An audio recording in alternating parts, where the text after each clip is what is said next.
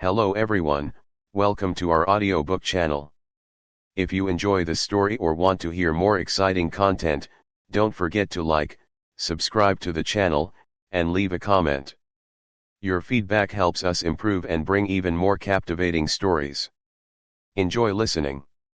Chapter -1, Ranks/Levels/Realms, spoilers as of 317. Ranks FEDCBAS. Epic rank. Legendary rank. Mythical rank. Phantasmal rank. Transcendent rank. Saint rank. Void rank, a crucial rank that allows one to freely traverse the void of space. Soul rank. Dash. Celestial rankings encapsulate multiple ranks as their definition of power is much simpler. Rank 1, Epic, Middle Rank 1, Legendary, Middle Rank 2. Rank 2, Mythical, Middle Rank 2, and Phantasmal, Peak Rank 2. Rank 3, Transcendent, Middle, and Saint, Peak. Rank 4, Void, Middle, and Soul, Peak. Rank 5, Uncown. Ranks converge as higher levels are reached, with the same names applying for cultivators. Example: Transcendent rank Transcendent Realm, Saint rank Saint Realm, Void rank Void Firmament Realm Soul Forging Realm. Skill levels follow the same ranks, with the addition of specialized skills that grow with the user. In terms of power: Unique, Ultimate. Skill trees: Lich Lord of Abomination, 15/15, abilities Summon Poison Totem, 5/5, Summon Undead, 5/5, Noxious Outburst, 5/5, and Dereliction of the Saintly Poison Lord, 5/5, Abhorred Lich Emperor, 30/30, additional abilities Undead Legion, 5/5, Will of the Undead Emperor, 5/5, and Delay Death, 5/5. Amorphous Space Beast, 15/15, abilities Spatial Cage, 5/5, Destabilize, 5/5, Shattered Star, 5/5, and Miniature Space, 5/5.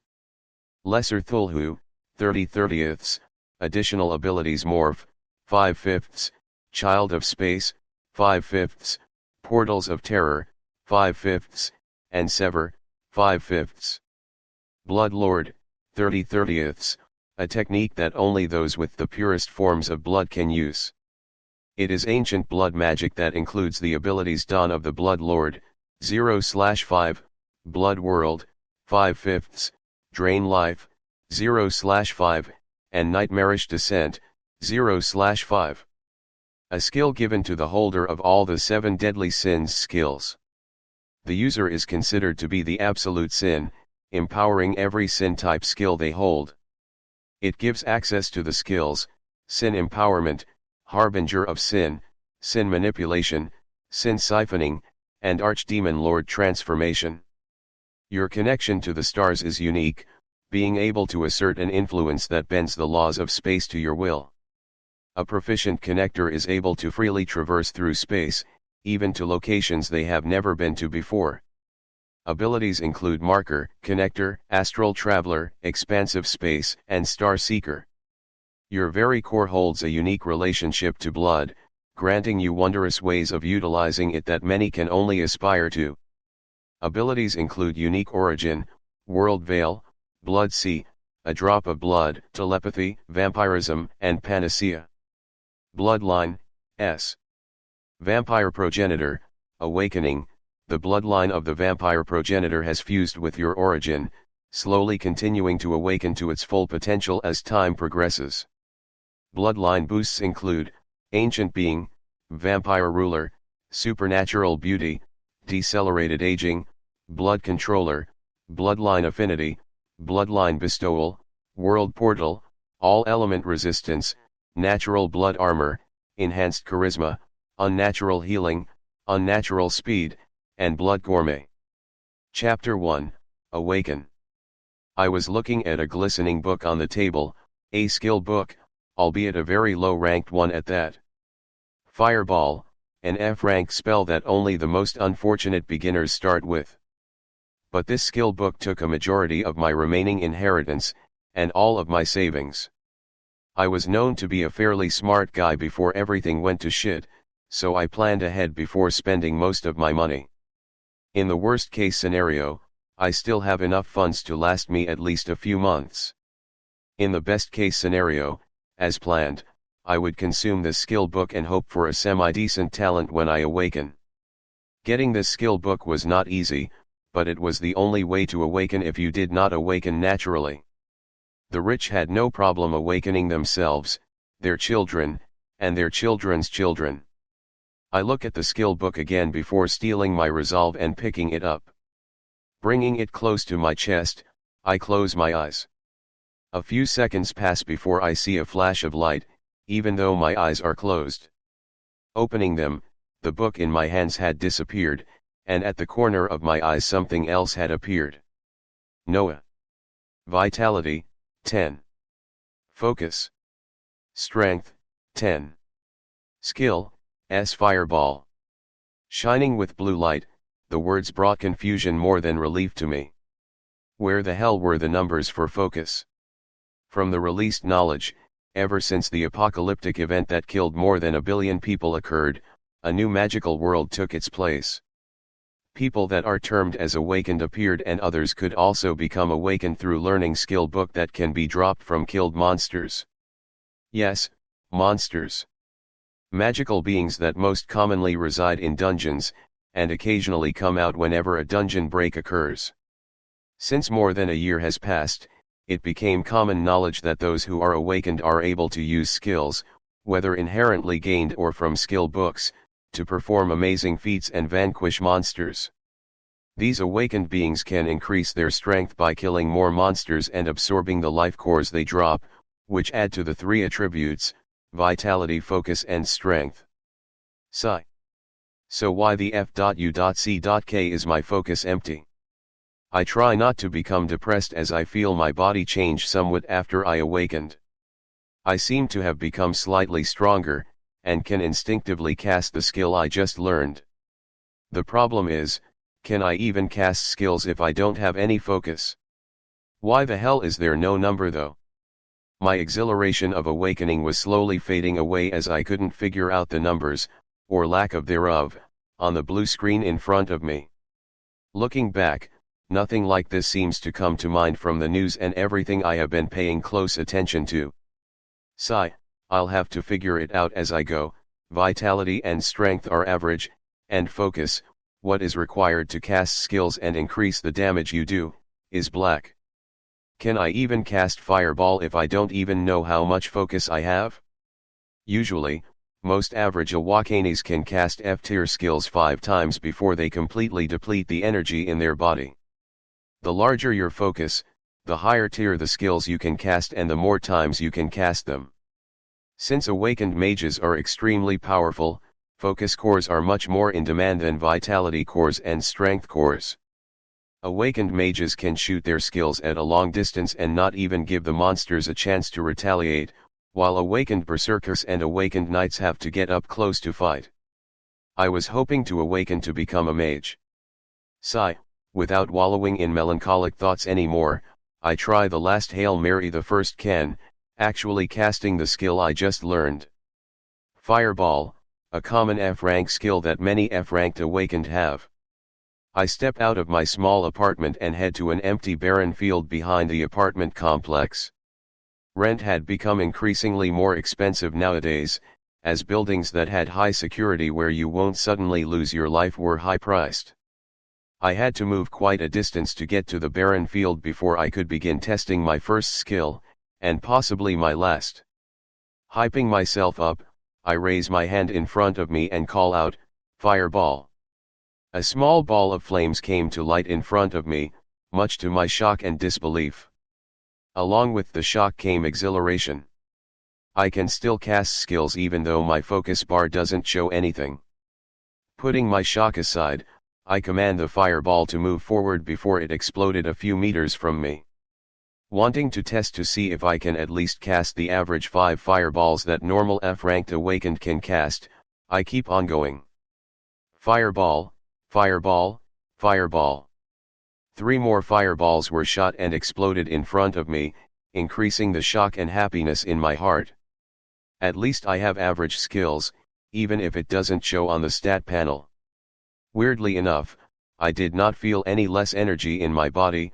Well, my focus was blank, to begin with, so I didn't really feel much. I focus once more as I cast what is probably my last fireball until I rest for a while before I can cast again. Fireball. The 5th fireball flew out and exploded just like the ones before. With a smile on my face, I wiped the perspiration on my forehead while feeling relieved. Being average is not bad, at least with this, I can count myself among the top of many people in the world today.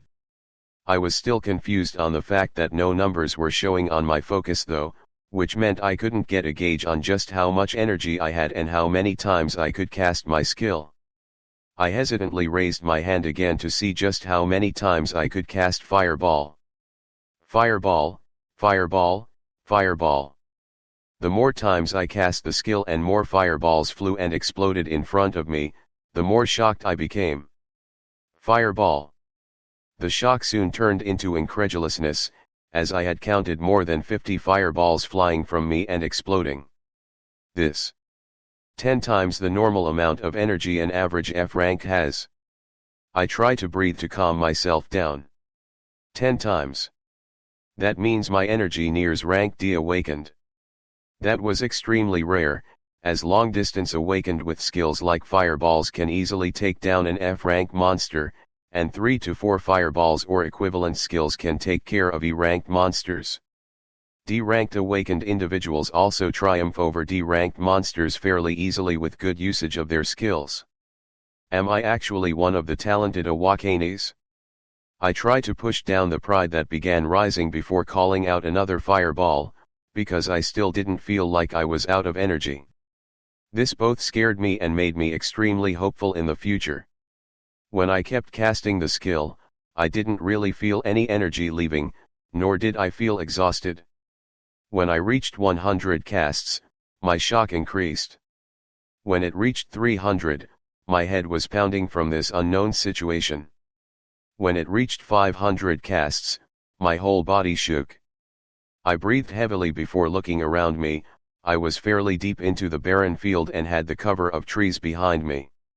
Glancing around and making sure there was nobody around me, I rushed back to my apartment to try and calm my nearly exploding heart. 500 times I had cast an F-rank skill, and I didn't feel any exhaustion. What exactly was going on? Chapter 2, Hunter License. As soon as I was back in my apartment, I took deep breaths and analyzed everything that had happened so far. No numbers were showing for my focus, something I have never heard about before. Yet, I could still cast skills that require focus. I did not feel any exhaustion while casting F-rank skill over 500 times. My goodness. Taking another deep breath, I continued thinking. The most important question now is, do I just have an abnormal amount of focus that surpasses most people, or something else? This was the biggest thing on my mind, as even the strongest B-ranked awakened individuals cannot cast skills that many times without exhausting themselves. Alright, with that in mind, I need to test just how many times I can continue to cast skills before I can't anymore. Which also means I need to get my hands on higher rank skills that consume more energy. With that in mind, a smile bloomed on my face. Just the fact that I could cast an F-rank skill more than 500 times meant amazing things. As long as I am not brain dead, I can easily clear an F and E rank dungeons, even if I'm alone. D rank dungeons might be a stretch, as the strength of monsters increase and I would need higher rank skills besides Fireball to take them down. But there's no problem taking things slow. I pull out my phone and look at the remaining balance in my bank account. $5,867. Enough money for rent and food for a few months, and the remainder of my savings. I convinced myself to buy the F-rank skill book, Fireball, for $20,000. After this, most of my inheritance money was now gone. A year ago, when the apocalypse began, my parents were not so lucky to survive. I was stuck in the bas.e.m.e.nt of my old house asleep and escaped the onslaught of monsters that were taken care of by the government and newly awakened people after a few days. As time passed, more information was released to the public. Monsters had appeared. Most of them congregated in dungeons. If they were left alone, they would increase and something called dungeon break would occur. This caused monsters to leave the dungeon and indiscriminately attack everything on sight. But never fear, awakened people are here. Able to use powerful skills and great strength to protect everyone else. And now, I was among those people too. The first order of business. Obtain an awakened license that will allow me to enter dungeons. Without a license, you cannot bypass the security that allows the awakened to clear dungeons. You can get a license fairly easily, as you just have to be examined and exhibit skills. I was itching to get started as soon as possible, so I grabbed my backpack and rushed downtown. With the advent of monsters and heroes, many of the populations were condensed onto a few protected cities. Almost everything was close to each other, so the awakened center was not too far away. A few minutes and I was already there. On the way, I saw the usual people with sullen faces and occasional awakened individuals rushing about. The awakened center was vibrating with life, as long lines of people visiting shops could be seen, with even more carefully selling monster cores to the authorities. Many people chose to first consume the cores and get stronger themselves, but many more also sold them to the government and other markets as they went for high prices. Vitality Core S and Strength Core S went for around $1,000, while Focus Cores were almost double that price because of their demand. I moved my eyes to another section of the center, which was dealing in the selling of skill books ranging from F to C. Obtaining a C rank skill book was a dream for many people, as they were extremely rare and went for more than $500,000. Looking at the skill books that I greatly desired, I shook my head and moved towards the registration hall. The receptionist was very welcoming, asking for my name, date of birth, address, and bank account information. As soon as she had everything down, I was told to head toward a certain door where my ability would be observed. There were 3 people standing behind thick glass and an open area with testing dummies. After hearing the directions, I stood a few meters from the dummies and cast fireball consecutively 8 times, making sure to look like I was struggling to get the last few out. Wow! Judge 1. A peak F rank huh? Judge 2. Drawing a few surprises from the observers behind the thick glass, everything was completed successfully and I received my license. It was a golden card similar to a credit card with my name, age, and rank. The surprise from the observers was most likely due to the fact that high-ranked awakened are extremely rare, with there being only one B-ranked awakened in the city that is known publicly. There are a few tens of C-ranked awakened, a few hundred D ranks, and thousands of E and F ranks. Most of the hunters were F ranked, so being at the peak of this rank at the starting point was a good thing by itself. One can slowly raise their rank by absorbing Core S, but unless you were in the army where they were provided for you by the government or in a rich household that could buy them in mass, you would rise very slowly. There were some slight changes to the panel on the corner of my eyes as I walked out of the awakened center and received my license. No occupation, hunter. Skill, S, Fireball 8. A new occupation had appeared, marking me as an official awakened hunter, and, oh, I was surprised because I didn't see it before, but the proficiency of the Fireball skill had quickly risen to 8. There was an extremely fast process when it took people weeks to raise their proficiency with their skill. I guess it is understandable as I was able to cast the skill more than 500 times, and most people have to use their skills over a period of weeks to reach that number. My next course of action after getting my license was the nearest beginner dungeon in the city, Ape's Paradise. Boasting 10 floors, each floor held 10 to 20 monsters, with the last floor housing a huge black ape 3 meters in size. This dungeon was regularly cleared by parties of F and E ranked hunters, who could take on the monsters and the boss without fear of casualties if everyone was doing their jobs. Parties consisting of 2 knights who put their focus on their vitality, 2 berserkers with their focus on strength, and 2 mages with their focus on focus were the most common for this dungeon. The knights act as tanks to ward off coming monsters, berserkers use their high strength to strike down and protect the mages that are the brunt of the firepower to kill everything on sight. Equipment from dungeons was extremely rare, so most people had to make do with newly designed machetes or metal pipes and iron shields as their first equipment. Only the boss of the dungeon had a chance to drop skill book S and items. Any item dropped from a dungeon was highly sought after, with their prices not being too different from the skill book S. My goal today was to enter Ape's Paradise, and alone at that. My heart was pounding at this crazy idea. When the thought was forming in my head, I had to ask myself multiple times if I had gone insane. But it will not be that dangerous. Seeing how I can cast my skills so many times without feeling any fatigue, the rank of my focus, even though I can't F.U.C.K.I.N.G.C it for some reason, should be nearing B if not A. And any rank B hunter can easily clear rank F and E dungeons, though they don't care to, and put their focus on higher ranked dungeons.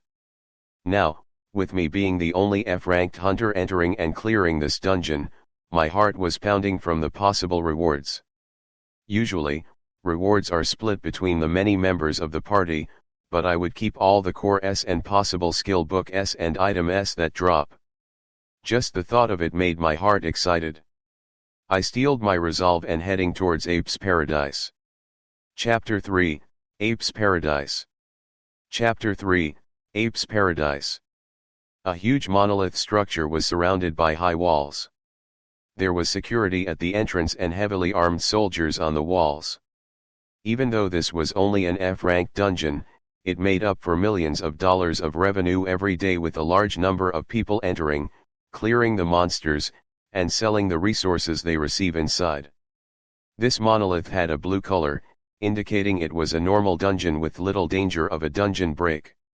If the color changed to orange and then to red, it meant a dungeon break was imminent.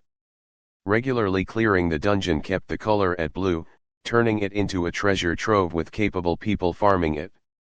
You always had casualties every now and then from hunters that were either too full of themselves, bad teammates, or just plain unlucky. Now, I sincerely hope I don't make myself on the category of being too full of myself.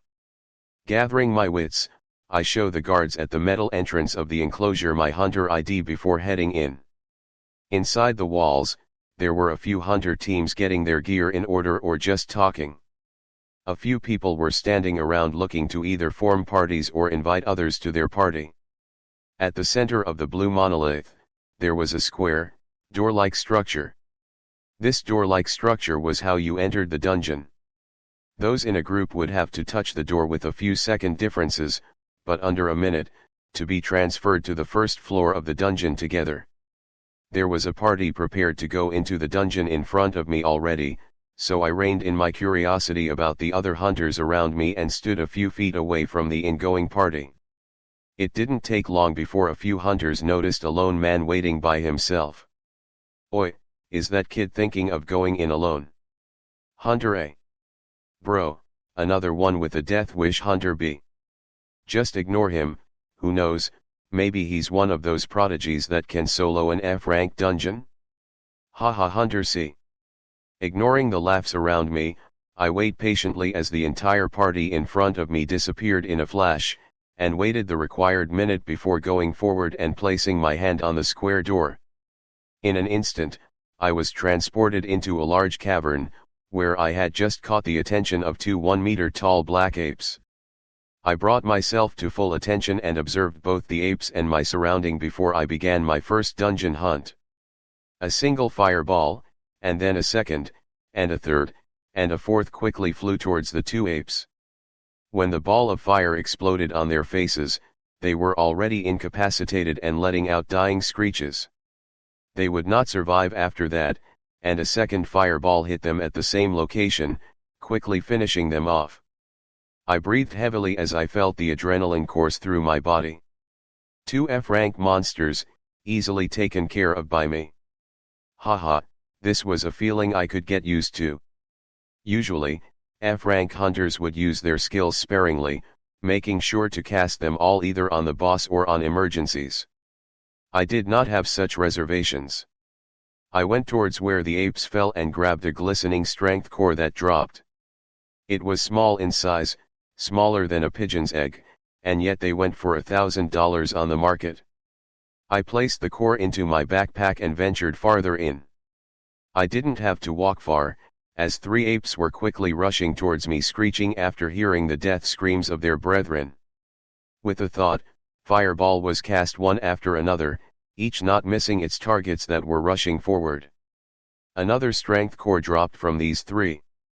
Cores were not guaranteed to drop every time a monster died, and getting 2 from 5 monsters was already fairly average. Placing the newly acquired cores in the bag, I rushed down the path of the cavern, meeting another set of 5 apes that I quickly burned.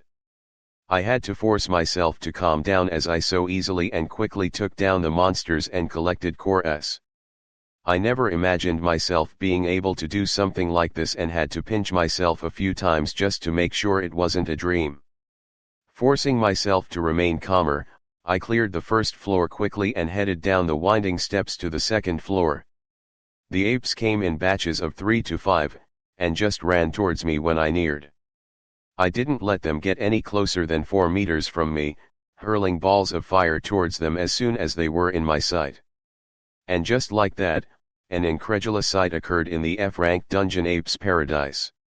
Without a moment of rest, an F-ranked hunter cleared the second floor, and the third, and the fifth, all the way to the end of the 9th floor with ease. Wah! I lost control of my emotions as I let out a triumphant shout before the boss room. I had never imagined something like this to be possible. Without a single issue, I had effectively taken down groups of apes, collected multiple cores, and reached the boss room all by myself. I reeled my emotions in as I let out a confident smile, and went further down to the boss room. A huge ape awaits me in the circular cave that is the last room. Roar! The cave lightly shakes from the scream. My smile does not leave my face as 5 fireballs fly towards the ape that is now charging towards me. The first hit its chest, stopping it on its tracks. The second and third smash its shoulders, knocking it backward. The fourth and fifth explode on either side of its head, effectively finishing it off. As soon as the ape crashed down, a blinding light flashed in the last floor and a green crystal rose in the middle. Touching this crystal will allow you to leave the room and appear at a random location near the entrance of the dungeon. I slowly revel in my first ever completed dungeon hunt, a solo one at that. I then go towards the now dead ape to see any possible drops. By its side, a few F-rank cores are present, along with a skill book. I grab the cores and put them inside the bag, before reaching out for the skill book. Minor Heal was now in my hands, giving me quite a shock. It wasn't the rarest of F-rank skill books, but it was one of the more expensive ones as it easily took care of any cuts and minor injuries. I also placed the skill inside the bag and proceeded to sit down and think while staring at the green crystal in front of me. The problem at hand is how I should handle myself from now on. An F-rank newly awakened hunter clearing an F-rank dungeon in under 30 minutes was unbelievable. It would have to be someone who was B-ranked or above to be able to carry out the same thing. I made sure not to show too much of what I could do when I took the licensing exam because currently, all I have going for me is the fact that I seem to have a large pool of energy to cast skills. This does not mean I am powerful, nor do I hold the power of someone rank B or higher. Even a rank D or C could easily sneak behind me and take me out as long as they're faster than me. So my plan was to stay low-key until I could buy more skills, preferably higher ranking ones that would match my large energy reserves. Sigh, and that required money. Another plan was forming in my head though. Looking over at the gains just from clearing Ape's Paradise once, I had in total 1 F rank skill book and 40 plus core S from the more than 160 apes I had killed from the 9 floors before. This alone made me bolder to make some accelerated plans. Just from one dungeon run alone, I can make more than $60,000 in under 30 minutes. This alone gave me a great shock. Normal parties would have to split the loot, and it would take them more than 2 hours of intensely fighting monsters in close combat, which brought them exhaustion and made many parties recuperate for a few hours after each dungeon run. Most parties would go into the dungeon once or twice a day. With each person making around $10,000, the life of a hunter can be considered very luxurious. So, assuming the boss drops either a skill book or possibly an item, I can make around 60 grand each run. This made many ideas dance around in my head wildly.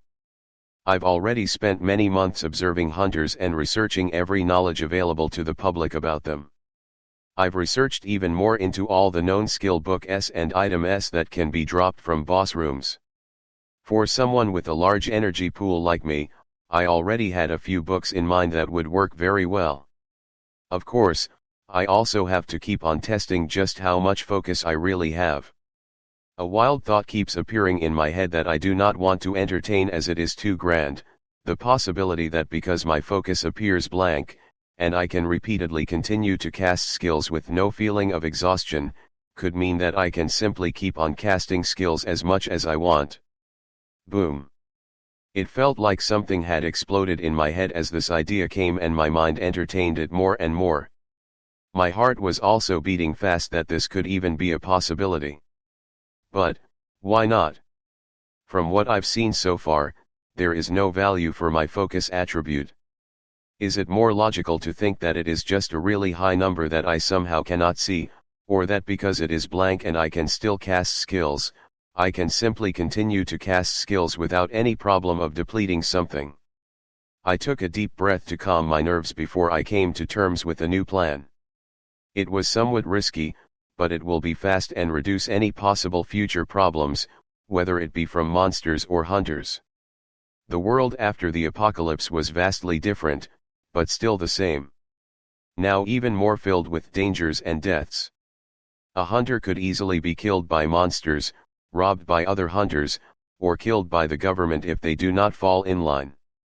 To secure my safety while rising up, I will need a highly defensive and offensive skill, and well as a speed supporting skill.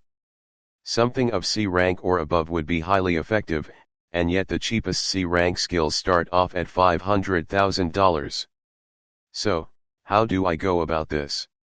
Chapter 4, Is that a rookie, or? An idea solidly formed in my head and took root. I knew what I had to do. I didn't want to cause too huge of a commotion, so even though I will have to go in a roundabout way, I can still keep on diving into dungeons today. The plan was to head to another dungeon after leaving Ape's Paradise. As much as I wanted to enter the dungeon again, I know I would easily be recognized the moment I head towards the entrance again. I won't repeatedly dive into dungeons with such a fast clear speed until I have some measure of confidence to be able to protect myself from most threats. The goal for now is, power close to or equivalent to rank B. There was a single B rank hunter in the city, and he was a known celebrity. The strength he showed made many people fearful, as even bullets and snipers were ineffective against someone of rank B. The city I'm in though, Outer Bank X, was only a small-sized city with a few dungeons, the highest rank being C. Other cities that are further inland have way more powerful hunters with even greater level dungeons. My next stop will be at the rank E dungeon, Frozen Wasteland, which many hunters did not frequent. With the extremely cold characteristics, this dungeon held 20 floors, with various beasts of cold attributes appearing. It should be even easier to clear with my constant casting of fireball. Before I head to the Frozen Wasteland though, I do want to continue testing just how many more times I can cast my sole skill at the moment, fireball. From the previous 500 times, I've cast it 200 plus times while clearing this dungeon. Wrapping my thoughts up, I moved a distance away from the green crystal and began my experimentation of whether I could endlessly cast skills or if I just had an abnormal amount of focus that I could not see. Thus, a weird scene unfolded on the last floor of Ape's Paradise, with a man all by himself continuously casting fireballs. They exploded a few meters from him, and more followed right after. 20 minutes passed. I was still casting fireball without stopping, causing my wildly beating heart to be leaning towards that insane idea. Approximately over 1,000 casts in the last 20 minutes. Let's continue some more. 40 minutes later, I had gone past the excitement, ran over fear, got over the whole ridiculous idea, and taken it as a fact. This was something out of my wildest dreams, and I did not even understand how it could be possible. In the last hour, I had cast an F-rank skill, Fireball, over 3,000 times. Not even someone of rank A, or the highest known ranking hunter, Steel Mikhail, would be able to do something like this. This both scared me and gave me a wild hope to someday stand up not far from them. Over the span of the time, the balls of fire that came out gradually became more condensed, and their explosions more pronounced as well as traveling much faster. In the last 10 minutes, instead of usually casting one fireball every second, 2 rushed out per second.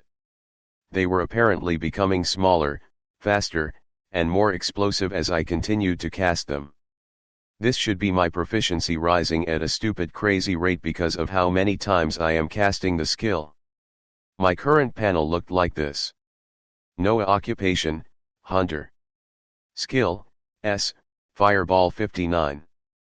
The proficiency for the skill Fireball had amazingly risen all the way to 59, a crazy figure to wrap my head around. As far as I knew, there were very few people who had their proficiency higher than 30, as hunters continuously improved themselves and got higher ranking skills with the passing of time. An F-rank hunter using Fireball as their first skill would move on to using an E-ranking skill as soon as they gained the funds to buy one. No one spent that much time using one of the lowest ranking skills for an extended period of time. Looking at the high proficiency, it made me excited about what would happen if I continue to cast and raise it even more. The power of the Fireball skill should currently surpass any other skills of the next rank in the damage and speed that it flies at. It's most likely nearing rank D in its offensive ability. I was itching to continue my test of endless casting but brought myself to stop and move on to the plans on my agenda. I moved towards the still glowing green crystal in the middle of the room and placed my hand on it, which instantly teleported me outside the monolith. I appeared not too far from the entrance, with a few people glancing my way with surprised expressions.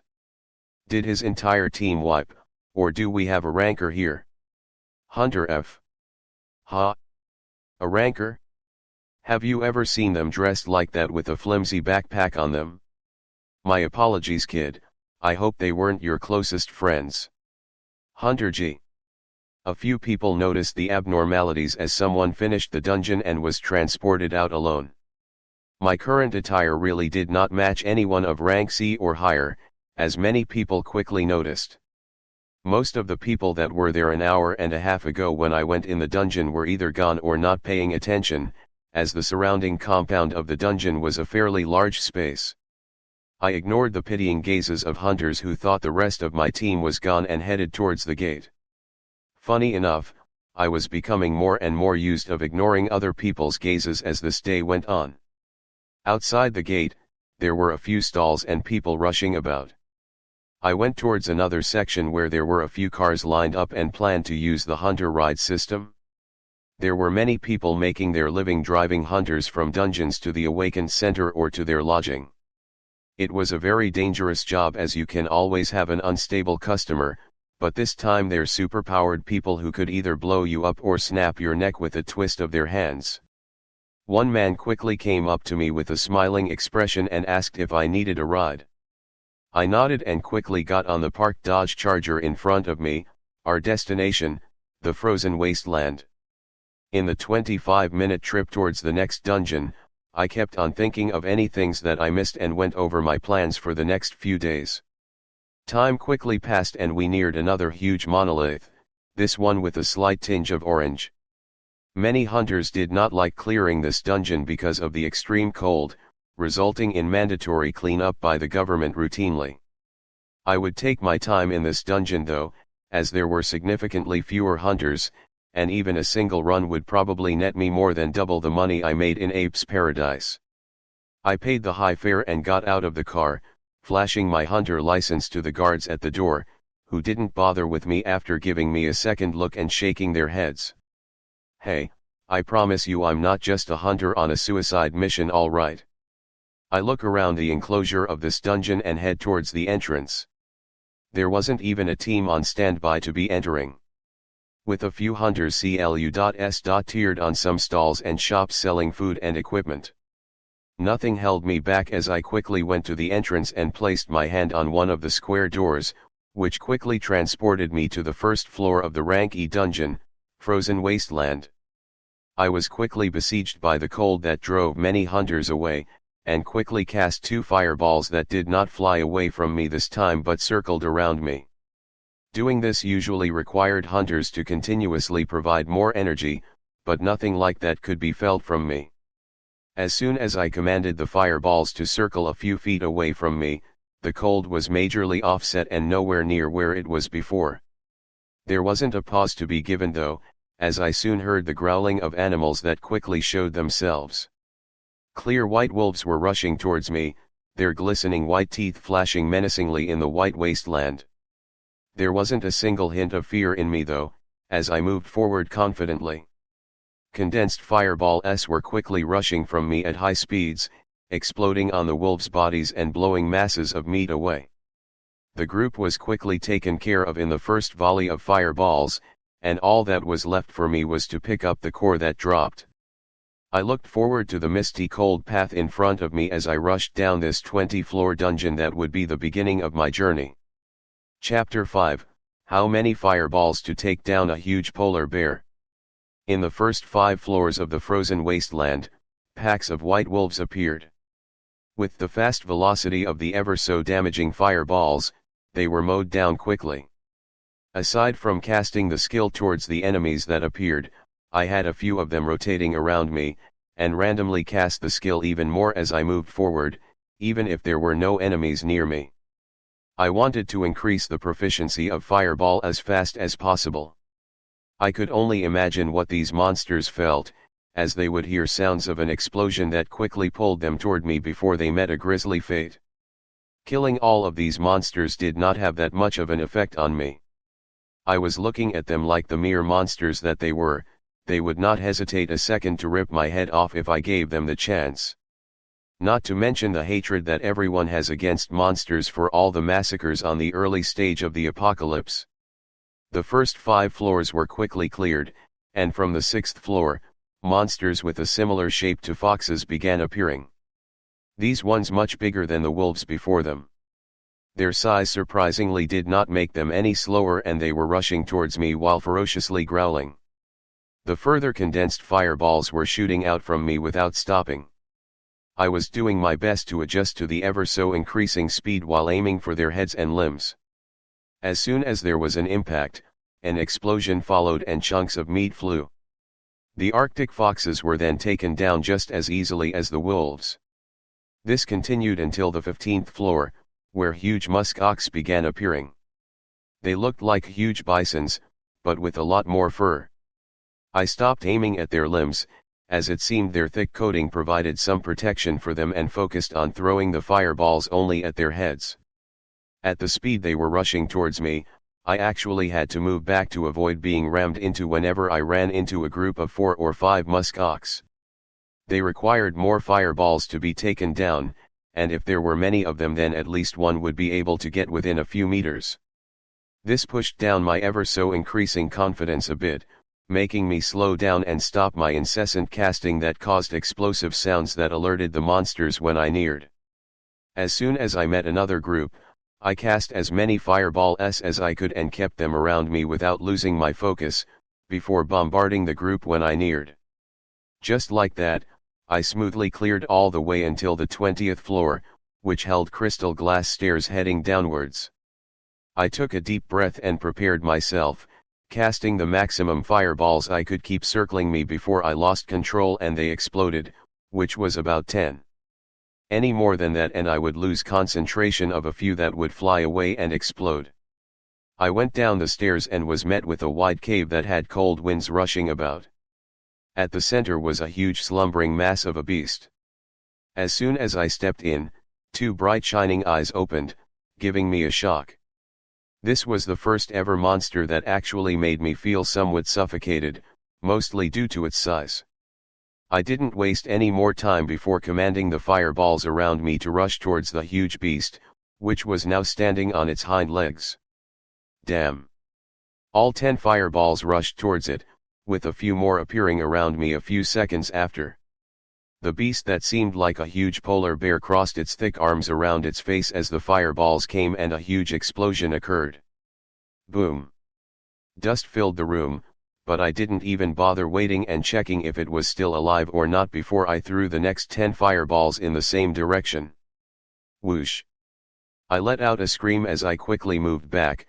The bear was not dead and had rushed a few meters close to me, its arms mangled and burnt, but its huge jaws with pristine white teeth wide open.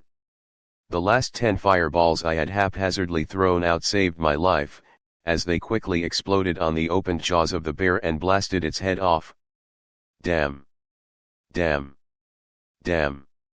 I was breathing heavily while calming myself down. That was close. If I had waited a single second. If I was just a tad bit more overconfident, I would have had my head chewed right off. Damn it. Throwing those last fireballs without checking for anything just saved my life. I stumbled down and reeled my emotions in as the dust cleared and the room returned to serenity. I closed my eyes as the events in the last few minutes played in my head. I was rushing things. I only had one F rank skill, and I alone attacked an E rank dungeon. Stupid. It doesn't matter that I can cast it repeatedly if it cannot quickly take down huge bosses like this. Even with the increased proficiency of Fireball, it wasn't enough for me to comfortably take down a rank E boss. I also did not absorb any of the core S I had collected so far because I planned on selling all of them to quickly buy a higher tier skill book. Also stupid. If I absorbed some strength core S, my muscles would be reinforced and I would be stronger and quicker. If I absorbed more vitality core S, my defenses and health would be further increased so that a single attack won't kill me. I took a deep breath as these ideas flowed in. Okay. No need to rush. Plan ahead carefully first. My original plan was to dive into these dungeons repeatedly today until I gained enough money to purchase a C rank skill, but that might not be the smartest of ideas. I would need to repeat Frozen Wasteland at least 3 or 4 times alone if I wanted to collect funds nearing $500,000. Ape's Paradise alone had given me materials worth around $60,000, and I had gained close to a double that amount in here, with 100 core S in the last 20 floors of this dungeon. A new plan quickly formed and I stood up to check what the boss had dropped. One skill book and a few rank E core S that were slightly bigger than a pigeon's egg. The skill book I picked up was called Arctic Armor. Happiness quickly came to my face as this was one of the categories of skills I was planning to buy. Skills like these greatly complement the current me, as some armor skills are timed, and some stay as long as you provide the energy. Tanks usually cast this skill when fighting against bosses, granting them another layer of increased protection.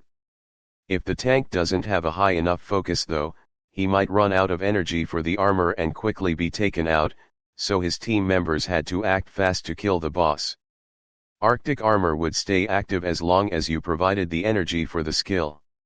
I wasted no time learning it and quickly activating it. A thin crystal layer of ice quickly formed all over my body, giving me a cooling feeling. Almost all of the cold winds that were rushing about in the cave seemed like a breeze to me. Wow! I was already in love with this new skill. As usual, I didn't feel like I was using any energy or depleting anything from my body as the skill was actively on. A confident smile quickly came back to my face as I collected the rest of the core S and placed in my now heavy backpack. I turned to the green crystal that rose after the huge bear's death, deactivated Arctic armor, and touched the crystal. It was already night outside, the cold air emanating from the frozen wasteland monolith increasing some more. I passed by the few people that were there and went towards the roads where many cars were parked. Someone quickly approached me and I got in the car, my destination now being the popular hunter lodging at the center of Outer Bank X City. Many hunters did not have a permanent residence they stayed at as they moved around a lot, so luxurious hotel businesses were started that were specifically for hunters. Most paid to stay there by the day, as the cost was nowhere near what most hunters made from killing monsters day in and day out. Almost getting my head bitten off woke me up somewhat, even though I thought I was thinking very clearly when I was planning everything. I was calling it a day for now. I'll sort through the cores that dropped and see how much money I can make by selling them, and how many I should absorb myself. We quickly arrived at the hunter lodging called Pristine Residency. I paid the fare and went towards the entrance of the hotel. I would go back to my little apartment some other day to grab my valuables, now I just needed some rest. The Pristine Residency had a luxurious look with shining lights all around it. Being a hunter lodging, there were many services for hunters that were offered. Beside the extravagant dining with specially cooked monster meat, small shops that sold and bought skill book S, item S, and core S were also here, although they wouldn't be anywhere near as extensive as the shops in the awakened centers. Selling your items at awakened centers would usually get you more profit and you would be able to find rarer skills there. Places like the Pristine Residency were more of a business while awakened centers were under the government's wing. And the government never stopped buying all the items dropping from monsters in bulk. I went to the reception area where a crazily dolled up woman was flashing the sweetest smile and presented my hunter license. The smile never left her face as she quickly processed a room for me and gave me the key card. I didn't bother checking any of the shops in the huge building and went straight to the room which was on the 10th floor. All I wanted to do right now was lie down on a soft bed. Chapter 6, Choosing New Skills. The room of the Pristine Residency was fairly huge. Hunters preferred resting in these specially made lodgings because of the safety that was guaranteed. Nobody wanted to be the rich and renowned hunter that was killed in their sleep. There was a platter of fresh fruits on the side and a thick bed in the middle of the room. I sat down on the bed and emptied the core S in my backpack to get a grasp of just how much funds I could get tomorrow. There were 38 focus, 54 strength, and 48 vitality cores, mixtures of F and E rank. This many cores were only possible if you were a very high ranker soloing lower dungeons or from partying with others of the same caliber to attack high-ranking dungeons. Just the cores alone would probably net me a grand total of $180,000 were I to sell all of them.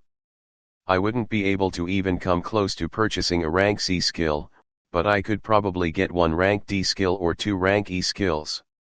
If I choose to sell the minor heal I got from the boss of Apes Paradise, that's another $20,000 to $30,000. But I was keener on learning that skill myself after the fight with that bear. I was absent-minded as I looked at the core S in front of me. Doing something like this was always a wish of mine, but never in my wildest dreams had I thought it would ever become a reality. My mind quickly went back to the period of confusion, when monsters were first introduced to the world.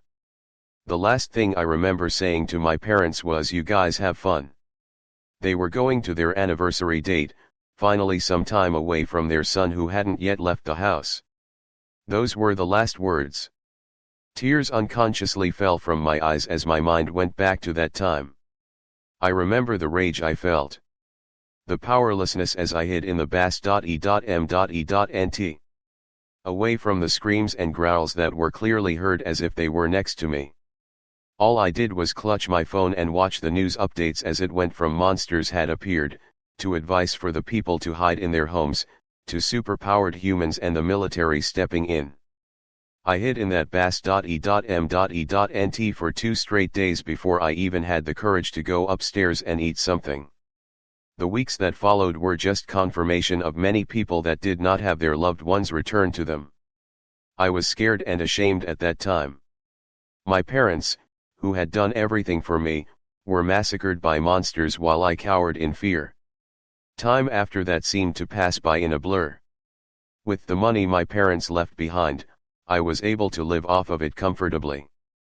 It took months before I began to direct the rage and helplessness towards the things that did this, but I still wasn't able to do anything about it. The months after that I spent learning every little thing I could about monsters, dungeons, awakened hunters, and the reality of our new world. Only today did I learn a skill book and awaken myself. I wiped the tears off my face as a resolute expression came back. I couldn't do anything then, but I can change what I do now. I set aside some F-rank vitality and strength cores for me to absorb and grabbed the phone near the bed to order room service. I then learned the minor heal skill and tried the skill for the first time. A green light washed over my body, reducing some of the fatigue I felt. I also made Arctic armor to be active at the same time, as its proficiency would increase the longer it was used, and its defensive properties would further increase. I then began absorbing some of the cores I set aside. My food arrived not too long after, 2 plates of prime ribs with some water. I paused everything when I grabbed the food from the door and ate the steaks waiting for me. I turned on the T.V while eating to check if there was anything newsworthy that happened today. There was a bearded anchor in a suit talking to a celebrity hunter. "Mr. Doyle, you've just come back overseas from doing hero work over in Country Z of the United Federation. Just how differently do the hunters live there compared to our great blessed empire?" News anchor: "Haha, the work was fun, but it was definitely a new environment. Things are done very differently there.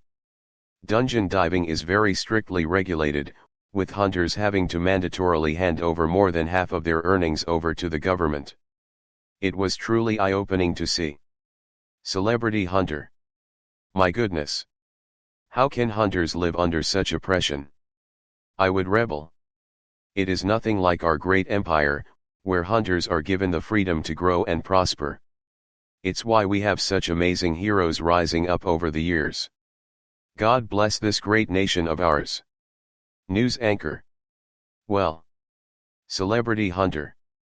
I quickly turned the T.V back off while shaking my head. Nothing noteworthy seems to be going on, just the usual propaganda being hurled at the common news watcher. The blessed empire, are we truly blessed? Compared to the United Federation, hunters here have a much higher death rate. The occasional dungeon breaks also cause mass casualties as response times were usually slow. Though I'm definitely lucky to be where I am, over the years I've to be skeptical of many of the things I hear. Hunters from the United Federation lead vastly different lives, but from what I've seen in online forums they're happy with the way things work. Of course, there are still many issues, but nowhere near as horrid as all our news networks make it out to be. Even the good things you see online could also be a false depiction though. So I guess I'd have to visit there myself to see how things are in the future.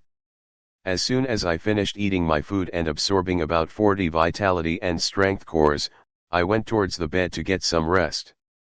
Before sleeping, I made sure to activate Arctic armor. Vitality, 30. Strength, 30. Skill, S, Fireball 81, Heal 1, Arctic armor 5. Morning came. It was around 6 a.m. when I woke up. The bed had an outline of frost from where I was sleeping. I checked my panel to see that Arctic armor had its proficiency rise to 61. It became slightly thicker and now looked like there was almost an armor of ice all over my body. I felt extremely comfortable sleeping with the skill activated, my body feeling a cooling sensation throughout. I grabbed a quick shower and cleaned up, and then went to grab some breakfast in the dining area. After finishing the food, I checked around the hunter shops in the hotel just to see if the skills I had in mind would be there, but I wasn't so lucky. There were a variety of rank CF skills, but none that fully fit the guidelines I had in mind. I went out and hailed another driver to bring me to the largest awakened center in Outer Bank X. This center was as large as a stadium, with many hunters and normal humans rushing about. It was already packed early morning, with many things being sold or traded. I first went to trade in the cores I did not absorb in one of the shops, and my account soon had an extra $155,000. Even after I absorbed more than 40 cores, the remaining was still enough to bring me this much from just diving into 2 dungeons. This money brought a smile to my face, even though I knew it would soon be gone. Ignoring everything else, I went to the shop that had a huge sign of skill books. There were hundreds of skill books laid behind thick glass with their descriptions written out. On either side of the entrance were 2 hunters who seemed to be rank D or above. I went into the shop and sure enough, there were a few books that fit my criteria. The first skill that fit exactly what I wanted was the rank D skill, Flames of Torment. The skill allowed you to cast a pillar of flames at a maximum distance of 10 meters and would last as long as energy is applied. The skill neared rank C in power but was neglected by many hunters because of its high energy usage characteristic. It fit perfectly with me. With its high damage, the pillar of flames would continue to be concentrated into a line of fire that burns anything in front of me. The next skill that matched what I was looking for and I actually had enough money to buy was another rank D skill called Safeguard. This was a very peculiar skill that caused headaches for many tanks. Casting this skill greatly boosted your defense, and even fully absorbed all damage from lower ranking skills. The only downside was its high energy requirement and the fact that you could not move while the skill was active. Bosses regularly move and attack anything that damages them. If they see their attacks aren't getting through a tank that is standing still, they will simply move to attack other party members that are causing it harm. Tanks who first used the skill caused the death of many spellcasters, as they were too late catching up to the monster after being able to move again. You also never want to be a mage with your flimsy defense to cast the skill and stand still. As soon as your mana runs out you will be surrounded and because of all this, a D rank skill book that normally goes for around $100,000, I was able to buy for $60,000. With the Flames of Torment being $90,000, I had effectively used almost all the money I made the day prior. Now, it was time to go back to the frozen wasteland. Chapter 7, Too Easy. I called for a ride as soon as I was done and I was driven to the frozen wasteland dungeon in 20 minutes. I still had that same backpack with me as it should be more than enough to carry cores that drop even if I dive multiple times. I placed my hand on one of the squares of the monolith, and I was back onto the cold floor with rushing wolves once more. Rank E dungeon, 20 floors, just how fast would it take for me to clear you now that I have rank D skills? I quickly activated Arctic Armor and Safeguard, as I wanted to ascertain just how useful the skills were going to be. I immediately felt like my entire body was rooted to the ground as I couldn't move a single muscle. A transparent layer of energy quickly formed on top of the Arctic armor, and the rushing wolves arrived. The nearest one took a swipe with its huge claws, but I didn't even feel an impact as the wolf was bounced back. The rank D safeguard provided almost absolute defense against lower ranking monsters and skills. This held true. With both defense skills on, I watched as the wolves rushed at me and tried clawing, biting, and anything else they could think of, but they didn't even touch my clothes. With my confidence slowly coming back, I then cast a skill I was very much looking forward to, Flames of Torment. A blinding ray of flames quickly sprouted in front of me, piercing two of the wolves that were standing opposite me. The flames literally incinerated the area where they touched the monsters, leaving holes in their bodies. The two remaining wolves beside me let out frightened yelps, but I didn't give them any time and had two condensed fireballs quickly explode on their heads. I deactivated Flames of Torment and Safeguard and could move again, and I went to check out the wolves pierced by the pillar of flames up front. A burnt smell was in the air, as the wolves had almost half of their bodies burnt away. The blood remaining on the other half of their bodies was even bubbling and sizzling. Damn! I kept my amazement inside as I rushed forward, wanting to see more of just how this deadly new skill was. I only kept Arctic armor active and continued indiscriminately throwing fireballs in front of me so that I could increase its proficiency. Now that I was becoming more familiar with skills, it seems that the closer the proficiency nears 100, the closer the skill becomes able to deal just as much damage as a skill of the next rank.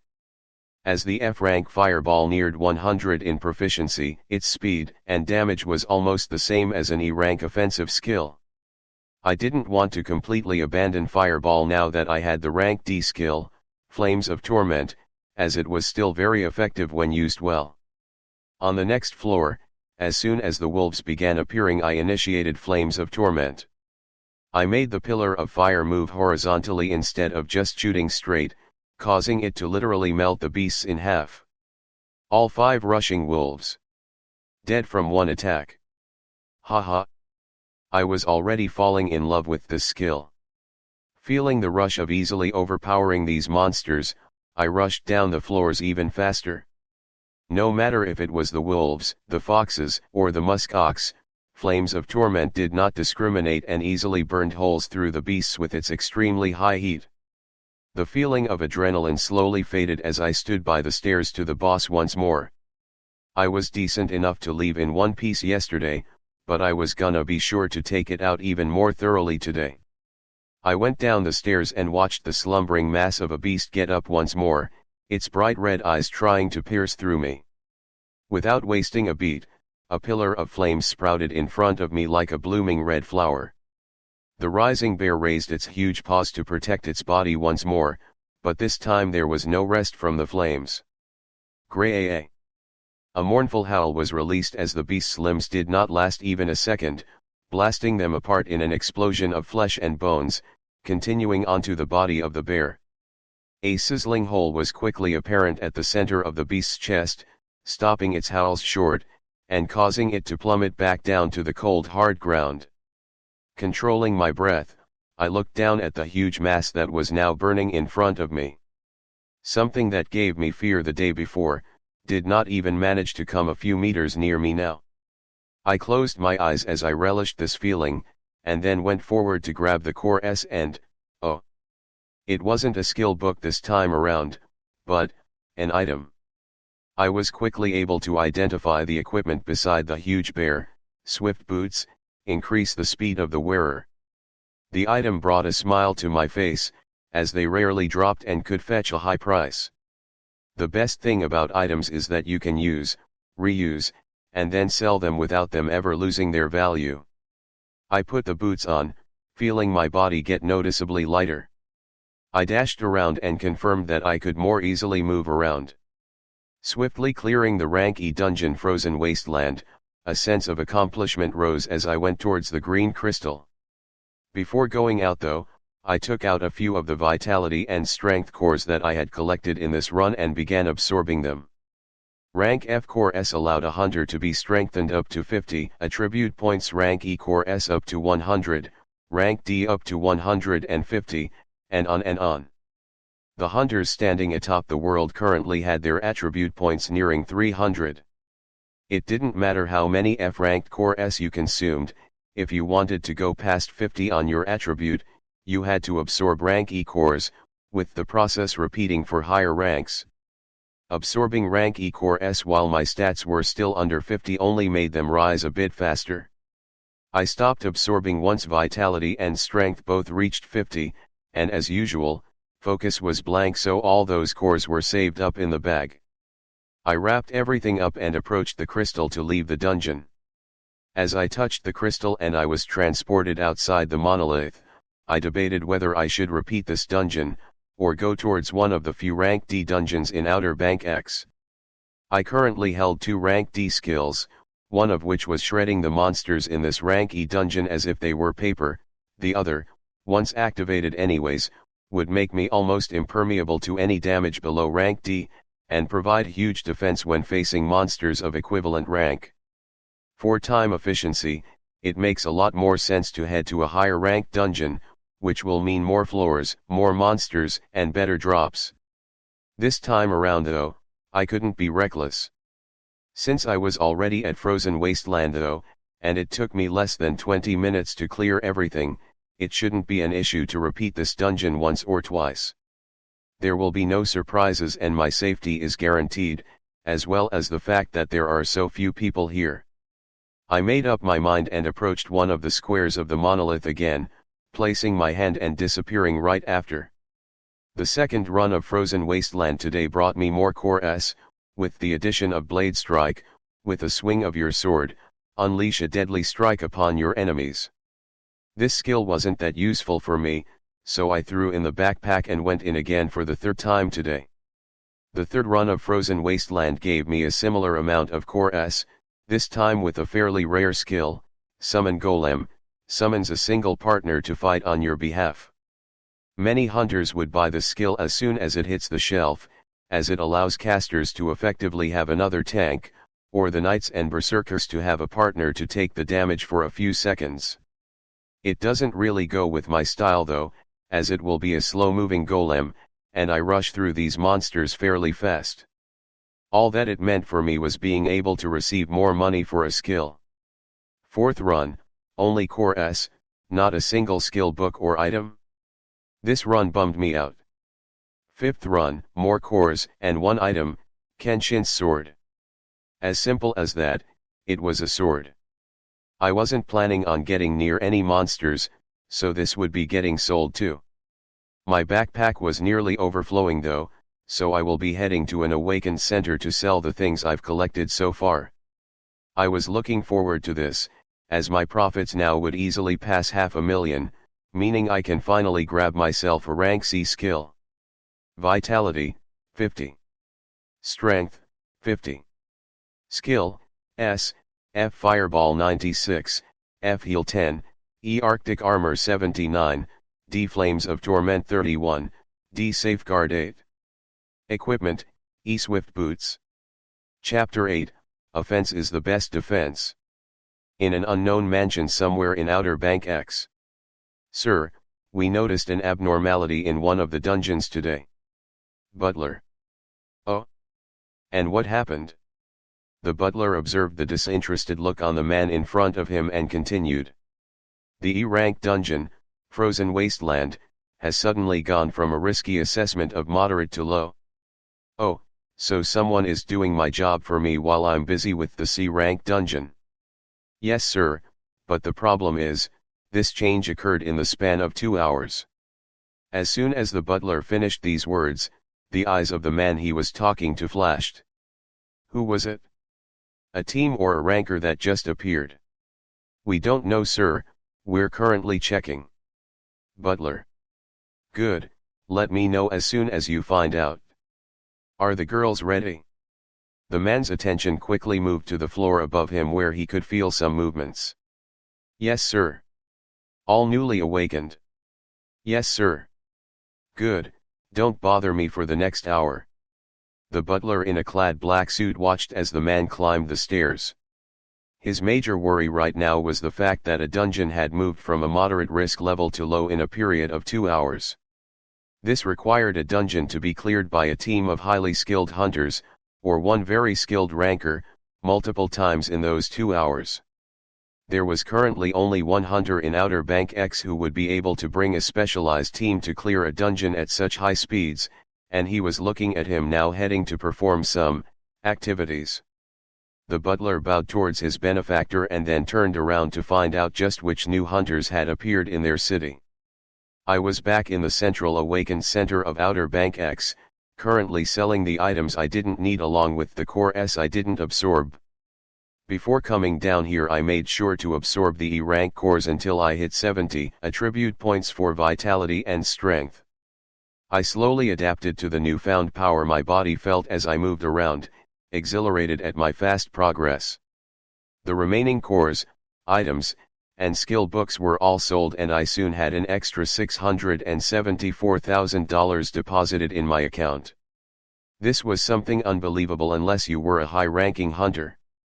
The receptionist handling my order was shocked as the number of things I was bringing in did not match the rank on my license in any way. I had the plan to be tested and increase my rank today anyways. A jump from F to D wouldn't be too out of this world, right? This was something I was hesitating on as it had only been 2 days since I was registered as an F rank hunter. Heads will definitely be turned my way if I jump ranks this quickly. I still didn't feel comfortable enough to parade myself as someone strong when my highest skills currently were rank D and I was just about get a rank C skill.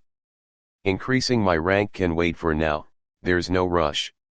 I was heading towards the skill book shop to buy a skill I had already seen yesterday, but I couldn't buy. Rank C skill, Arcanist Sphere of Protection. Arcane energies protect the caster from all harm, but at a great cost. There were very few rank C skills for sale, as the highest C rank dungeon was regularly being cleared by the only B rank hunter in Outer Bank X with his own team. Over the last few months, many of the C rank skills came from them. Arcanist Sphere of Protection provided absolute defense to any attacks of the same rank thrown your way along with a high defense against skills of a higher rank, did not have any movement effect like Safeguard, but required a large amount of energy to be kept active. My heart was about to leap out of my chest as I bought this killer skill. I've heard the proverb that offense is the best defense, but right now looking at this skill, defense was definitely the best defense. There were other spectacular C-rank offensive skills on display that I wanted to buy, but they would have to wait after I dive into dungeons a few more times and raise my funds once more. The offensive skills would definitely decimate everything on sight if I were to spam them, but they won't guarantee my life. So defense first, offense later. On top of the defensive rank C skill, I also bought rank D Danger Sense, which quite literally let you sense anything that might take your life a few seconds before it happened. It was an invaluable skill that also had high energy usage to be kept active all the time. Arcanist Sphere of Protection cost me $550,000, with Danger Sense taking away another $100,000. I gave a look at the rank C offensive skills that I couldn't yet buy and left the Awakened Center to head towards my apartment this time. I was planning on spending the night there and grab my laptop along with other essentials. After giving directions to the driver, I relaxed in the back of the car and learned Arcanist Sphere of Protection and Danger Sense. I immediately activated Danger Sense, but nothing felt any different. I'm assuming I would feel something if my life was ever in danger. We arrived at the dilapidated apartment complex in half an hour. I gave the place a glance before heading towards the room I've been living in for the past months. Opening the door, I was shocked to find out there was someone in my apartment. The moment that person turned, a loud ringing sound went off in my head. This was dangerous. The man was decked in clothes that let off a blue light, which means they were all item S. He spoke as soon as his eyes landed on my face. No Osmont. Parents deceased, living alone, has been a registered hunter for about 2 days. The man was flipping through some papers while speaking. I had recognized his face, he was a celebrity in Outer Bank X. My face quickly became stern and I activated Arcanist Sphere of Protection. He looked up and gave a surprised look before continuing. Dungeon diving history includes Ape's Paradise and Frozen Wasteland. Has been observed to enter both dungeons alone and clear them with some of the fastest clear speeds. Now, why would a man like you be hiding your power? He wrapped up the papers and gave me a piercing look. My entire body felt like it was on pins and needles. I took a quick breath and calmed myself down while remembering I had a C-rank defensive skill activated right now and said, I didn't want any trouble the first few days after awakening. Trouble, huh? Well, it always manages to find us. He stared around my apartment before continuing. I won't be here long, I'm a very busy man. I came to offer an olive branch. He walked around my apartment and continued talking in that arrogant tone. The highest dungeon in this beautiful city of ours requires me and a team of others to regularly clear so that a dungeon break does not occur. Looking at your past 2 days' history, and the fact that you can comfortably keep that defensive skill active after all this time, means your power should be upper rank C, even possibly nearing B. He gave a smile as he said that last part. This man was the top ranker in Outer Bank XB rank hunter, Cohen Anderson. We need more talents like you to keep the safety of the city and its citizens. We have casualties every now and then and are in need of another powerful hunter in the team. The next dungeon dive is 3 days from now. We gather at Soleil's castle at 10 a.m., be sure not to miss it. He finished the last few words, looked around some more, and walked out the door without giving me another look. I felt anger quickly boiling up inside me before I squashed it down. How the hell did they find me so fast? I closed the door of the apartment and went towards a chair with a horrible expression on my face. Cohen Anderson. The most powerful hunter in the city, and the one at the forefront of the defense against the C-rank dungeon, Soleil's castle.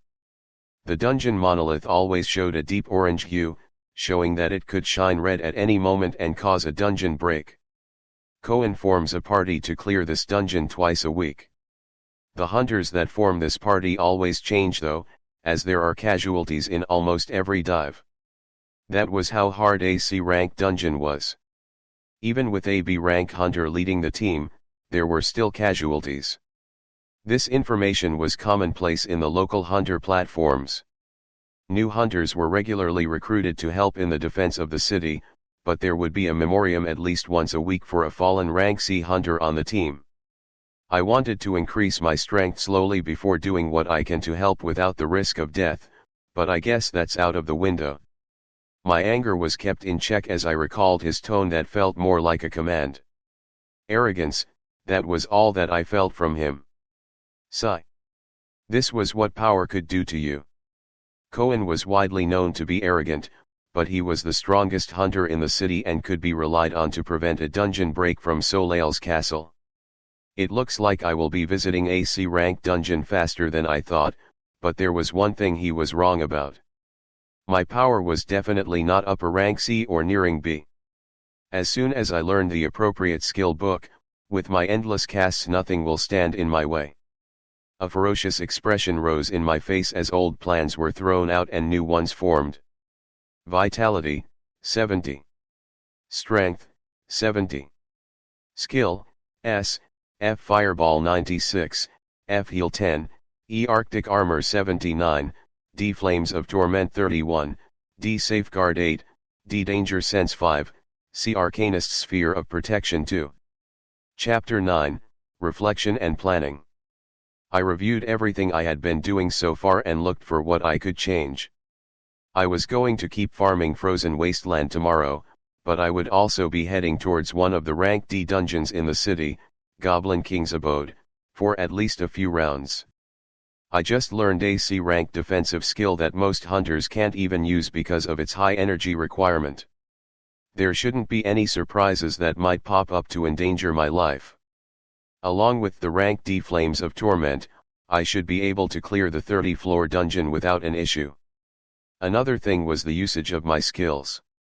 If I really can cast endlessly, then I need to use this to my advantage even more. Arcanist Sphere of Protection and Danger Sense were still active. I sat on my old bed then closed my eyes, activating both Safeguard and Arctic Armor too. A few minutes passed and I calmed down some more and realized what I might have missed. Frozen Wasteland wasn't as actively cleared as other E-rank dungeons and had a tint of orange. What would happen when it was cleared multiple times in one day? A change would be very noticeable. Sigh. I looked to my ceiling as I realized how full of mistakes I still am. Today I'll rest, tomorrow I'll start moving for real. The man adorned with rank C items sat in the back of a luxurious car heading back to his manor. He had a distasteful expression on his face as if he had just swallowed a bug. There were very few people he hated in this world as he stood above the masses. Noah, the newly awakened hunter he just visited, landed near the top of the list of the most irksome people. It wasn't whether he was strong or weak, it was his attitude. He looked down on people with such a pathetic attitude. Wanting to lay low and evade danger after awakening to a powerful ability. Distasteful. You should use your God-given talents to help the other pathetic masses to live in this world a little longer. The strong ruled the weak in this era, and I do not want a weakling in my city. Either he falls in line or A phone quickly connected in the car and Cohen spoke. Revise his danger level, make it B. He was able to use a defensive skill that would have taken me a few attacks to destroy, and it remained active the whole time I was talking to him. Find out which skill matches the description and gauge his power. He is most likely a naturally awakened individual with an inherent skill that adds a large amount of focus, allowing him to jump over rankings. There was silence on the other end of the line before a reply came. Yes, sir. He was the only B-rank hunter in Outer Bank X. He held the city's life in his hands. He could do whatever he wanted with nobody batting an eye. The local government could not control him. Nobody else in the city could contend with him. And that is how things will stay. As soon as I got up in the morning, I compiled everything I knew about Cohen Anderson. Besides his unstable attitude, he was the only one in Outer Bank X holding a rank B skill. A few months back, when his team that was made up of rank C hunters took down the boss of Soleil's castle with half the team wiping, he was lucky enough to receive a rank B skill book from the boss. Bosses rarely drop any skill books or items that are a higher tier than they are, but this chance increases when it is bosses from high-ranking dungeons. A rank C dungeon is filled with hundreds of beasts of that level, along with a huge boss that earns the title of a titan. These huge bosses are extremely powerful and have the chance of dropping something that is of higher rank than the dungeon itself.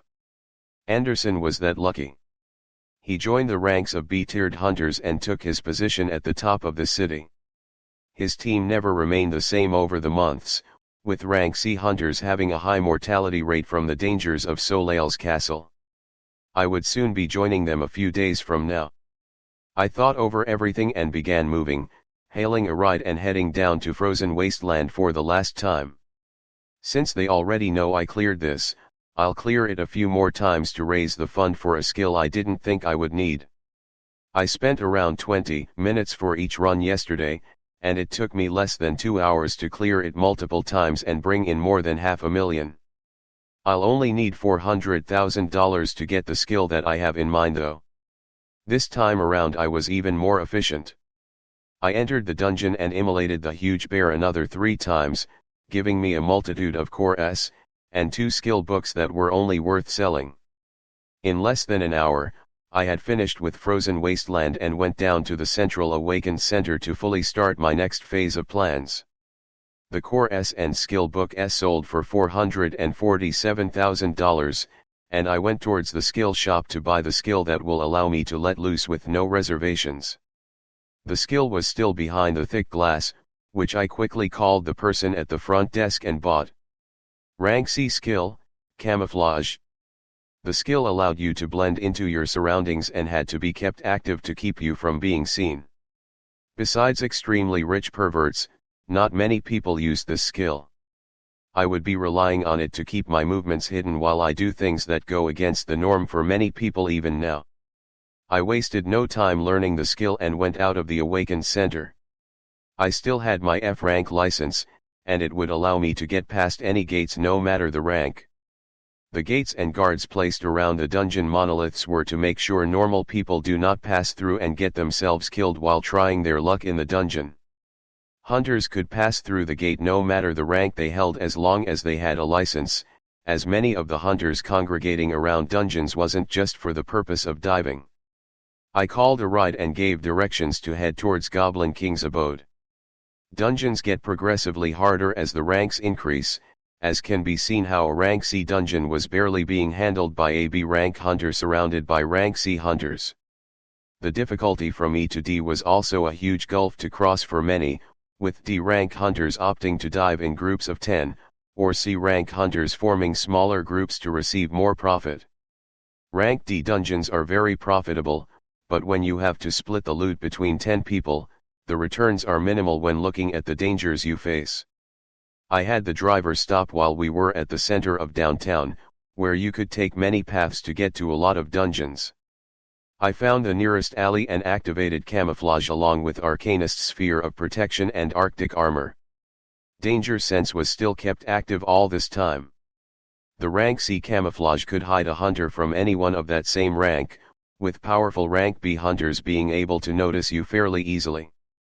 If someone were to be keeping tabs on me right now, I am 100% sure it would not be a B rank hunter, so my movements from now on would be hidden. I stepped out into the middle of the street with cars blazing down and people rushing about. Not a single person was able to see anything, with a few bumping into me and tilting their heads to see exactly what hit them. As soon I confirmed the usefulness of the skill, I rushed towards the direction of Goblin King's abode and arrived there in 20 minutes. This time around, I didn't bother showing my license and just passed through the man-made gates, the rank D guards on the side being none the wiser. None of the hunters CLU.S.tiered inside even looked my way either, increasing my confidence for the new plans from now on. I then looked up at the huge monolith that shone with a blue hue. This dungeon was regularly cleared by rank C and D hunters, being one of the more profitable dungeons because of the special drop that occasionally comes out, King's Valor. This item was a full body armor that increased your defense by a wide margin while not hindering your speed. As rank C items were extremely rare, and mostly hoarded by those diving into the only rank C dungeon, this item was one of the hottest pieces of equipment for hunters. I stopped reminiscing and went towards one of the square doors of the monolith, placing my hand and instantly being transported to Goblin King's abode. Skill, S, F Fireball 98, F Heal 21, E Arctic Armor 95, D Flames of Torment 49, D Safeguard 15, D Danger Sense 33, C Arcanist Sphere of Protection 25, C Camouflage 3. Chapter 10, Goblin King's Abode. The layouts of high-ranking dungeons gradually became more extravagant. In Goblin King's Abode, the first floor you were transported into had overgrowths and trees all around. Goblins traveled in groups of 5 and patrolled the entire floor. The moment you attacked one, they would alert others with a loud signal and have them all rush to where you were. Parties created to dive into this dungeon had to make sure they had enough damage dealers to take care of at least one of the groups before the other 2 groups rushed in. If your party ever found themselves surrounded by 3 groups of goblins, you had to say your prayers. I looked to the group of goblins that was just alerted in front of me. The goblins had a layer of green scales on them, with their heights reaching up to 3 meters. 4 of them held clubs and maces with one holding a wooden staff. I began by testing the effectiveness of the rank F fireball that had its proficiency almost reach 100, making it on par with E rank skills. The swirling fireball that was even further condensed rushed towards one of the goblins and exploded. The goblin was pushed back a few feet but quickly got back up like nothing was wrong. Its green scales were only slightly dented.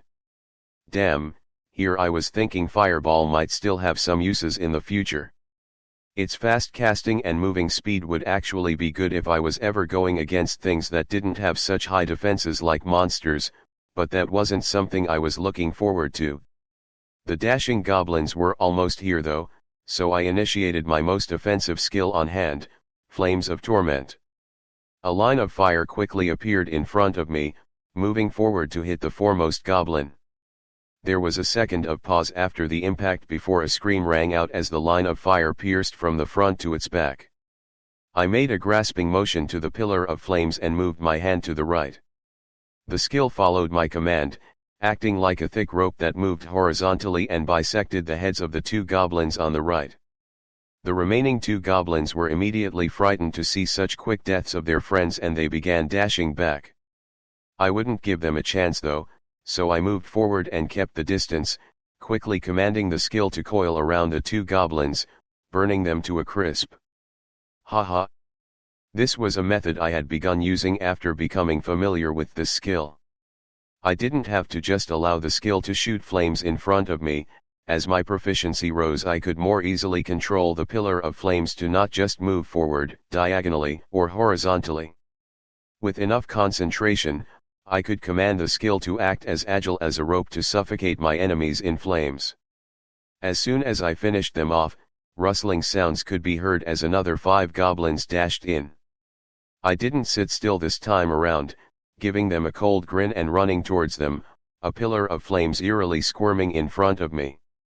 I practiced controlling and moving flames of torment as I liked, resulting in dying screams from the goblins. Soon enough, there were another 5 burnt monsters on their ground, their bodies still bubbling from the extreme heat. I had already taken 2 groups, there should be 1 more remaining. I didn't wait for them to come and went towards the screams and sounds to the side, taking the last 5 down just as easy as their previous friends. From then on, it was just me rushing down the floors, increasing the proficiency of my now favorite skill.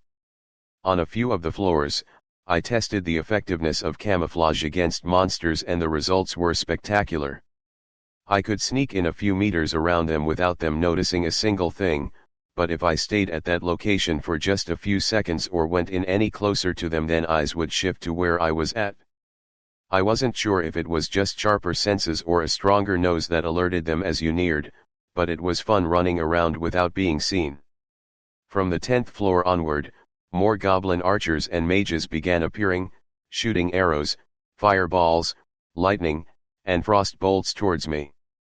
I had Arctic armor and Arcanist sphere of protection always active though, causing the arrows to be bounced away from my body and the spells to simply disappear the moment they came in contact with the transparent sphere around me.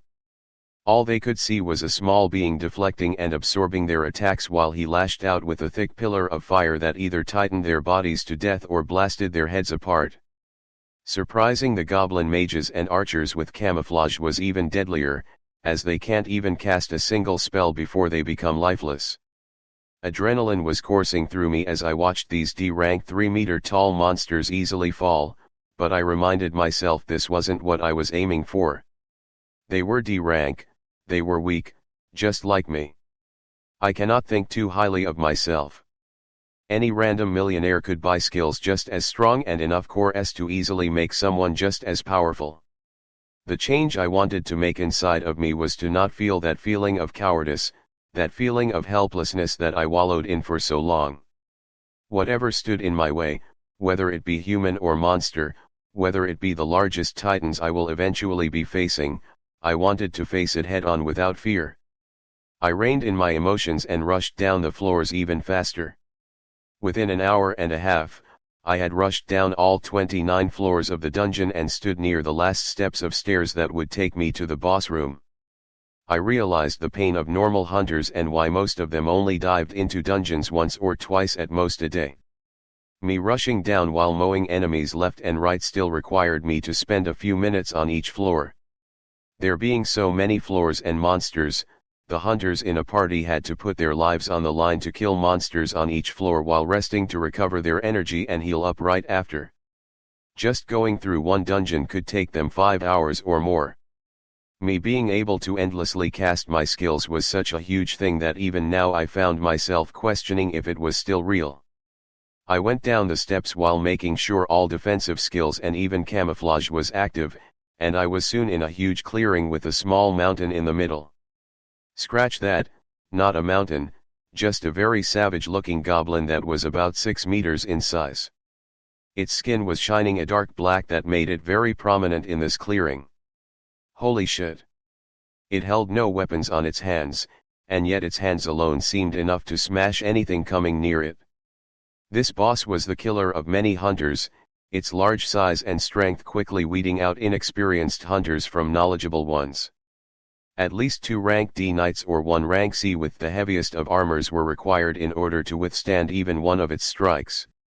You also better hope your team's mages and berserkers were saving up their energy to unleash multiple spells and attacks on this beast to take it down in as little time as possible, or deaths would follow. I was a distance away from it, so I thought I wouldn't be found out with camouflage active, but its huge eyes honed in on me the instant I arrived in the clearing. So blending into your surroundings is not enough to evade the senses of this type of monster? And I wasn't sure if this rank D boss could be classified as a titan yet, but its size made me feel like an ant as I had to raise my head just to meet its gaze.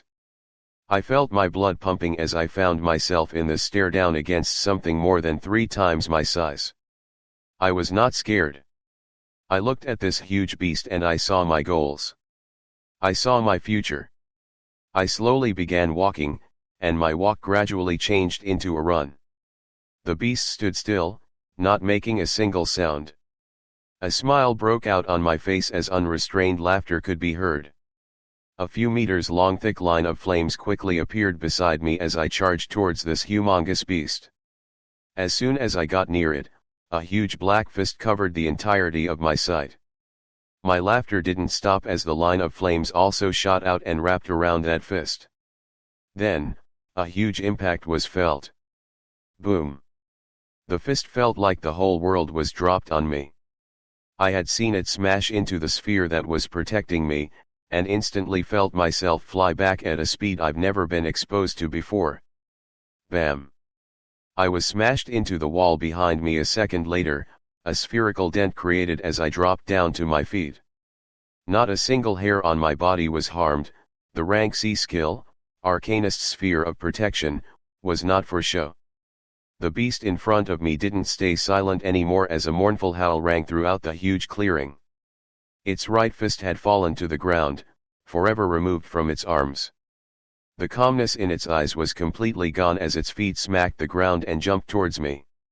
One of its remaining good hands reached out towards me as if trying to snuff out a candle. I commanded the cable of flames to twist and form into a circular shape while watching this palm crushing down on me. The circular line of flames then began spinning at high speeds when the palm landed. Seeing. A horrible sound could be heard as flesh and bones were cut apart. The Goblin's King's remaining arm was grotesquely bisected in the middle, dark red blood gushing out. We were only a meter apart, and I stared at its furious face as I commanded the spinning line of flames to rush at this giant's neck. Zing! A second passed, and then the head of the 6-meter-tall monster crashed to the ground. Chapter 11, The Right Skills to Buy. I let out a laugh as I relished on the feeling of taking down such a humongous beast. I was even happier from learning how to better use your skills as your proficiency rose. Flames of Torment shot out a line of flames in front of me when I first cast it, but as I gradually kept on using it, new ways to manipulate it came to light. From being able to move the line of flames in the direction I wanted to twisting the thick flames like a rope, to now connecting their ends and adding a spin to it, making them even deadlier. This made me look forward to learning and improving higher ranking skills as time passed. I continued thinking while observing the headless giant before I gathered the things that dropped. Aside from the core S, there was also a rank D skill book, Ice Shards, drops sharp shards of ice at a specific location. This skill book was in fairly high demand and could be sold for a decent amount of money. It didn't fit with the current me and I wouldn't be learning it as my goal now is to focus on obtaining an offensive rank C skill. Along with that, I wanted to buy other skills like Arcanist Sphere of Protection, Arctic Armor, and Danger Sense that could be activated, and on my case, become passive skills that only end after I command it. This was my next phase of plans, skills that I could turn on and keep on without them requiring any more thought from me. If I can collect a multitude of support and defensive skills that provide a variety of effects and layer them on top of each other, just the thought of it kept my blood pumping. The next skill will be a killer rank C skill that will be of use when I dive into Soleil's castle in a few days, and the other skills I had in mind will follow after. Flames of Torment had a very high proficiency currently with its power most likely nearing rank C skills, but a genuine rank C offensive skill is nothing to laugh at with their large scale of damage. I sat down beside the fallen giant and began absorbing the vitality and strength core as it dropped. I had collected tons from the smaller goblins across the 29 floors, and planned to bring my vitality and strength attributes higher than 100. As soon as I finished, I reached out towards the green crystal that rose when the Goblin King was defeated and was transported outside. My camouflage was already activated, and not a single one of the many hunters CLU.S. tiered in groups or selling items and skills around the encampment of the monolith noticed me. The areas around safe dungeons usually turned into small markets of their own, with hunters trading skills, cores, or items without going through official channels like awakened centers.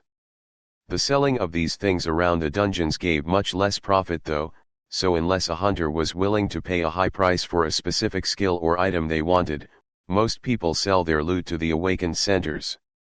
The government controlling these centers gobbled up everything they could, paying top prices for materials to strengthen their soldiers. The funny thing about it though was how many of these soldiers would be stationed in high-end cities where the rich were tiered together. That's just how this world was. I ignored the hustle and bustle of the environment and neared one of the square doors of the monolith, being transported back into Goblin King's abode for another run. I was planning to dive into dungeons like a madman for the days to come and accumulate as much as I could before being fully prepared for any situations when diving into Soleil's castle and dealing with that arrogant prick. "Sir, we lost him a few hours ago after he got off a car downtown, butler." "What? How do you lose someone when we have eyes all over the city?" Cohen asked the burly man that was dressed in a tuxedo over the phone.